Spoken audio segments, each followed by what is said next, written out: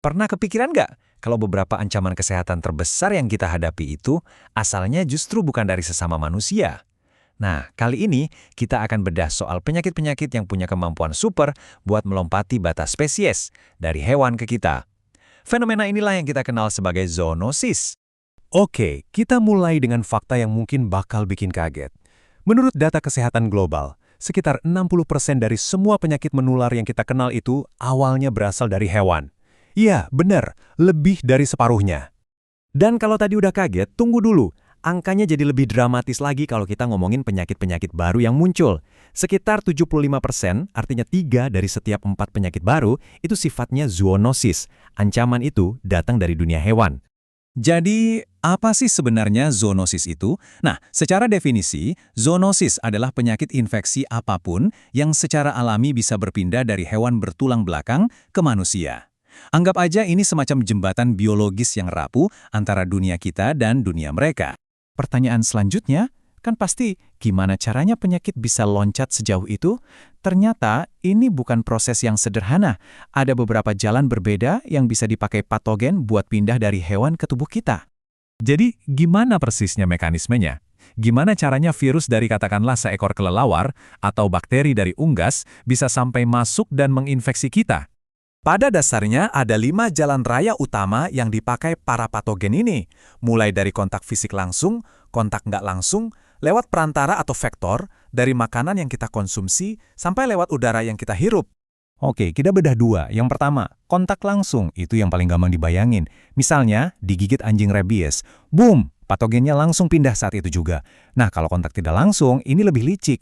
Coba bayangin spora antraks yang diam-diam nunggu di tanah, padahal hewannya udah lama pergi. Bahayanya masih ada di lingkungan. 3 jalur lainnya butuh perantara.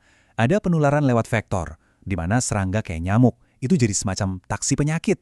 Terus ada yang lewat makanan yang terkontaminasi, contohnya bakteri dari daging yang dimasak kurang matang. Dan terakhir, aerosol. Kita bahkan nggak perlu nyentuh, cukup hirup udara yang sama dengan hewan yang sakit, kita bisa tertular. Oke, biar lebih kebayang, yuk kita lihat beberapa contoh kasus. Kita mulai dari salah satu penyakit zoonosis tertua dan paling ditakuti umat manusia, rabies. Ini adalah contoh sempurna dari penularan lewat kontak langsung. Rantai penularan rabies itu jelas banget. Penyebabnya adalah virus, sumbernya dari hewan yang sering ada di sekitar kita, kayak anjing dan kucing. Dan cara penularannya sangat spesifik, lewat gigitan. Semuanya terjadi dalam sekejap, secara langsung. Dan kalau virus itu udah berhasil masuk ke tubuh kita, dampaknya benar-benar mengerikan. Gejalanya berkembang cepat banget, dari yang awalnya demam biasa jadi kejang, bahkan sampai muncul kondisi neurologis aneh seperti hidrofobia, yaitu rasa takut yang luar biasa terhadap air. Ini nunjukin betapa fatalnya lompatan penyakit ini.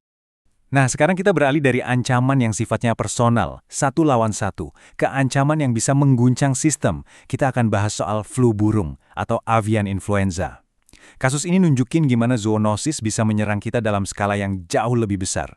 Kalau kita bandingin dengan rabies, sumber flu burung ini kan unggas, sesuatu yang jadi bagian penting dari rantai makanan kita.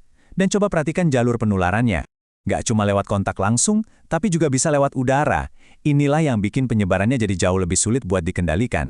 Dampaknya pun nggak main-main, dan nggak cuma soal kesehatan satu orang. Wabah flu burung itu bisa melumpuhkan ekonomi peternakan, memicu pemusnahan jutaan hewan, bikin harga pangan meroket, dan bahkan menciptakan kepanikan massal. Ini bukti nyata betapa nyambungnya antara kesehatan manusia, kesehatan hewan, dan ekonomi. Setelah kita lihat masalah-masalahnya, sekarang kita pindah ke bagian solusinya.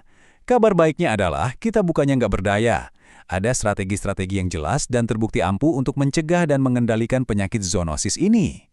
Anggap saja ini rencana aksinya. Pertama, biosecurity, yaitu memperketat gerbang di peternakan biar penyakit gak gampang masuk.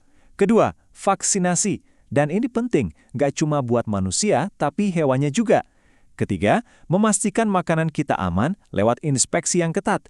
Dan keempat, mungkin yang paling krusial, edukasi, biar kita semua melek sama risikonya. Semua strategi tadi itu sebenarnya bermuara pada satu konsep besar yang keren banget, namanya One Health atau satu kesehatan. Ide intinya simpel tapi sangat kuat. Kita nggak bisa lagi misahin kesehatan manusia dari kesehatan hewan dan kesehatan lingkungan. Semuanya itu satu sistem yang saling terhubung. Jadi apa pelajaran utamanya dari semua ini? Mungkin kutipan ini bisa merangkumnya dengan sempurna. Ancaman zoonosis ini ngajarin kita soal keterhubungan yang nggak bisa kita hindari. Nah, pertanyaan terakhir buat kita renungkan bersama adalah, apakah kita akan bertindak berdasarkan pelajaran ini sebelum wabah berikutnya datang?